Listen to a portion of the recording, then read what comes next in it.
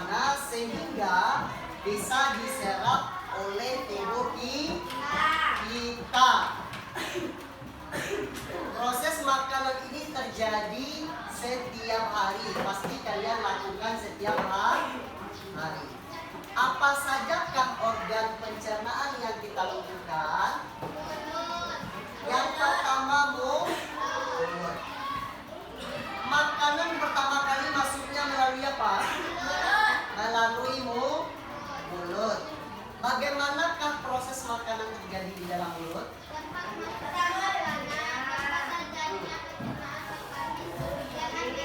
Makanan masuk ke dalam mulut, digigit, kemudian kita kunyah, kita lumatkan makanan itu sampai halus, yang dibantu oleh air liur kita. Ada nggak air liur kalian terasa di dalam mulut? Air liur itu adalah membantu makanan itu supaya dia lumat atau lunak. Makanan yang keras kita makan, terus kita kunyah-kunyah, kok bisa dia lumat atau bisa dia halus, lunak? Karena itu dibantu oleh air liur kita ini. Air liur ini menghasilkan di dalam mulut. Setelah makanan tadi masuk melalui mulut, maka dia lagi masuk melalui apa? Organ pencernaannya, terus kerongkongan. Kerongkongan ini terjadi gerakan naik turun atau gerakan peristaltik. Terasa nggak kalian kalau kalian menelan makanan pada kerongkongan kita ini terasa naik nggak? Karena dia akan terjadi tekanan mendorong makanan masuk ke dalam lambung. Nah, dari tenggorokan terus makanan menuju lambung. Di dalam lambung inilah makanan terkumpul semuanya, apapun jenisnya. Baik itu makanan mengandung karbohidrat, makanan bervitamin, mineral, dan segala macam yang kalian makan akan terkumpul pada lambung. Bagaimanakah proses lambung? Coba kalian baca pada buku. Terjadi pencernaan secara mekanis dengan bantuan otot lambung. Terjadi pencernaan secara kimiawi yang dibantu oleh asam klorida untuk membunuh kuman pada makanan. Enzim peptid untuk mengubah protein menjadi pepton. Enzim lain untuk mengembangkan kesein pada struktur. Di dalam lambung ini terjadilah proses pencernaan makanan, akan diolah dan dicerna di dalam lambung. Di dalam lambung ini ada namanya asam klorida. Apa tadi asam klorida? Ya, untuk membunuh kuman yang masuk bersama makanan ke dalam lambung. Contoh, kalian membeli makanan di luar sana, tahu nggak kita makannya itu bersih atau tidaknya? Tidak. Pasti kita beli makanan langsung kita makan, nggak? Kenapa? Karena makanan itu kita tahu kalau kita makan yang tidak bersih bisa nanti menyebabkan kita sakit perut atau diare. Misalkan makanan tadi yang masuk ke dalam lambung ada mengandung bakteri atau ada kumannya, maka dibunuh dan dibantu oleh namanya asam klorida namanya. Dia akan menetralkan bakteri atau kuman yang masuk bersama makanan. Di dalam lambung inilah banyak terjadi proses pencernaan. Ada enzimnya di dalam ini. Setelah dari lambung, kemana lagi organ pencernaan makanan? Hati. Nah, maka dia langsung hati. Hati ini berfungsi untuk apa? Untuk apa hati ini berfungsi?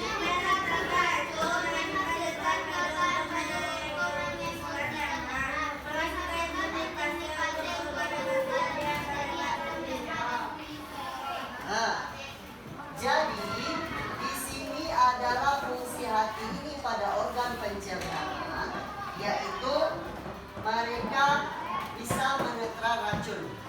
Racun tadi masuk bersama apa? Bersama makan banyak yang membantu sebelum makanan itu diproses oleh tubuh kita dicerna, maka ada penetralisirnya makanan itu supaya bersih. Kemudian kemana lagi masuknya makanan itu dicerna?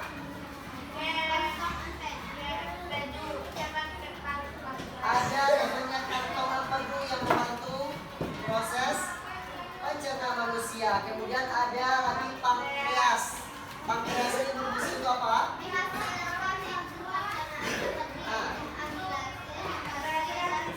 Iya, menghasilkan enzim lipase dan amilase. Kemudian dia sini masuk lagi makanan menuju ke usus halus. Apa fungsi usus halus bagi pencernaan kita?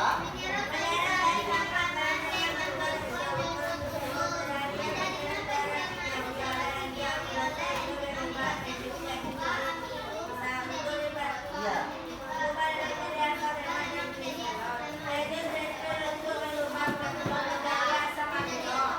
Pada usus halus ini berfungsi untuk menyerap sari-sari makanan yang dibantu oleh proses enzim kimiawi. Maka di sini sari-sari makanan berfungsi untuk tubuh, maka terjadilah penyerapannya di usus halus. Setelah usus halus, baru makanan itu nanti sisanya masuk ke usus besar. Usus besar ini fungsinya untuk apa? Dia proses penyerapan mineral dan vitamin dari sisa makanan. Dia proses pembusukan dari sisa makanan oleh bakteri Ya. Fungsinya pada organ pencernaan usus besar ini adalah dia menyerap mineral makanan yang masuk ke dalam tubuh kita tadi. Kemudian di usus besar ini terjadi yaitu pembusukan sisa makanan yang tidak bisa diolah lagi oleh tubuh, yang tidak bisa lagi dicerna oleh tubuh kita. Maka sisa makanan itu membusuk, nanti berubah menjadi BAB kita yang dikeluarkan dan dibuang sisa makanan yang tidak berguna tadi melalui anus. Ya, melalui anus itu sisa makanan yang tidak bisa lagi diolah oleh tubuh kita, telah terjadi pembusukan pada usus besar, maka kita buang. Setelah dibuang, maka sisa makanan ini tidak bisa lagi diolah oleh tubuh kita. Nah, maka semua organ pencernaan ini berfungsi untuk tubuh kita. Ada nggak kalian mengalami pada organ pencernaan kalian tadi kalau saat makan ada nggak berfungsi dengan baik? Ada. Mulut kalian tadi berfungsi nggak dengan baik saat kalian makan? Keropon kita berfungsi nggak untuk mendorong makanan masuk ke lambung? Ada. Kalau organ pencernaan kita sehat, kalau organ pencernaan kita ini terjaga, maka semua sistem pencernaan ini, proses makanan kita akan terjadi dengan baik dan teratur. Nah, itu salah satu proses terjadinya pencernaan makanan pada manusia. Sekarang coba kita lihat lagi penyakit yang menyerang organ pencernaan manusia. Apa penyakit yang menyerang organ pencernaan? Yang pertama ada namanya MAC. MAC ini disebabkan oleh apa? Yaitu meningkatnya asam lambung kita. Kenapa meningkat asam lambung? Bisa-bisa terjadi karena kita kurang makan atau telat makan. Tidak bisa lagi lambung ini mencerna makanan karena dia kosong, maka terjadilah asam lambung ini meningkat. Bisa menyebabkan perut kita kembung, bisa sakit, bisa sendawa kita ada telat makan. Setelah itu bisa terjadi mual,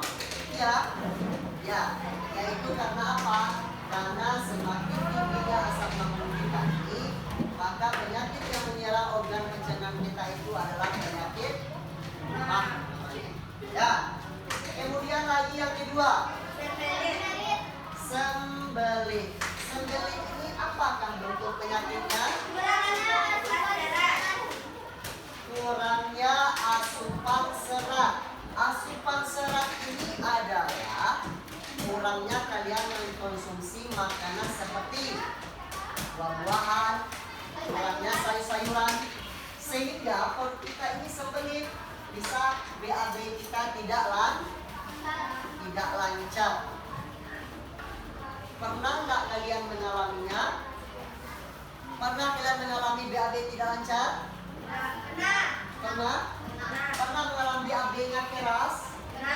Susah sehingga sakit untuk keluar, ya enggak? Kenapa? Karena kita kurang mengkonsumsi makanan yang berserat. Makanya harus banyak makan buah dan banyak-banyak makan sayuran supaya kita tidak kena sakit.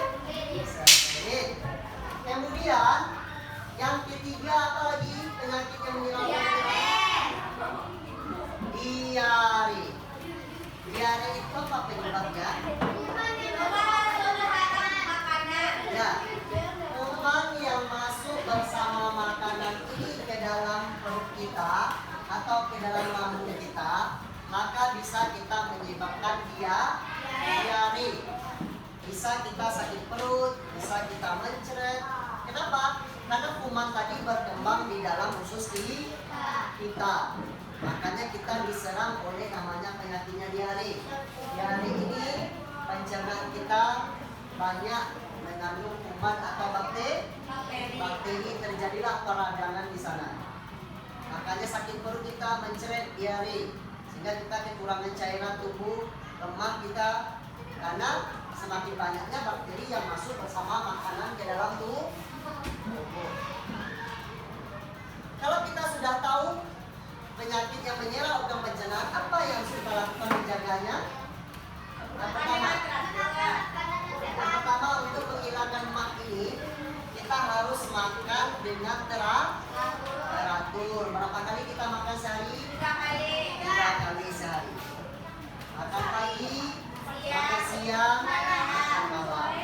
Kalau rutin kita lakukan, insya Allah nanti kita tidak diserang oleh penyakit. Yang kedua, untuk mencegah sembelit ini bagaimana? Kita harus makan makanan yang sehat, yang mengandung vitamin, buah-buahan yang bergizi, sayur-sayuran, supaya kita tidak terserang penyakit sembelit. Yang ketiga, bagaimana caranya kita mengatasinya? Makanlah makanan yang bersih dan sehat. Kalau makanan itu kotor, bisa kita menyebabkan penyakit apa namanya, Bib? Kotor. Diare. Kalau makanan kita tadi kotor, kita makan juga, maka kita akan dapat penyakit diare, sakit perut atau mencret awak. Ya. Jadi semuanya itu adalah menyerang sistem organ pencernaan manusia. Nah, kalau kalian sudah tahu bagaimana prosesnya, apakah penyakit yang akan menyerang, dan bagaimana caranya kita menjaga kesehatan makanan kita supaya kalian tidak sakit, supaya makanan yang kalian makan tadi bisa dicerna oleh tubuh kita sesuai dengan kebutuhan tubuh kita.